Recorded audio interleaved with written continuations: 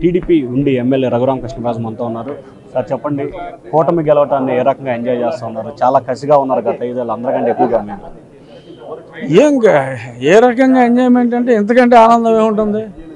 4.5 సంవత్సరాలుగా కలలు కంటున్నా ఈ దుర్మార్గపు పాలన పోవాలి అని. ఆ కళ నిజమైంది. మీరు 4 సంవత్సరాల కళ నిజమైనప్పుడు ఆనందం మామూలుగా ఉండదు. అదే ఆనందాన్ని ఇంకా అనుభవిస్తున్నా.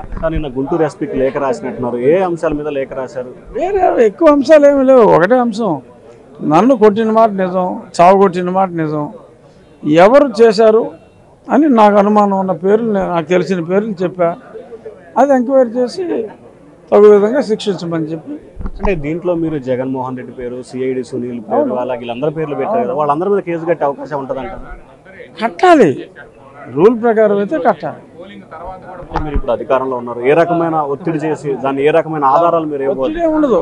ఆధారాలు నేను ఇస్తా, నా దగ్గర అన్ని ఎవిడెన్స్లు ఉన్నాయి. అది క్రాస్ వెరిఫై చేసుకోవాలి. చాలా సింపుల్.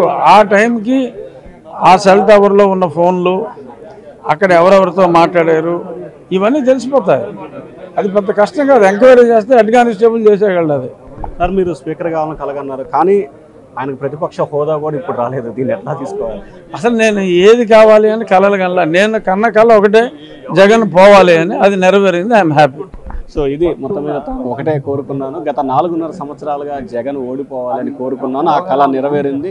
4.5 సంవత్సరాల పాటు తాను నిరంతరం పోరాటం చేశాను. ఆ పోరాట ఫలితమే ఈరోజు జగన్ ఓటమని చెప్పి కూడా రఘురామ కృష్ణరాజు అంటున్నారు. Voter studio. For more videos like this, subscribe Big TV channel.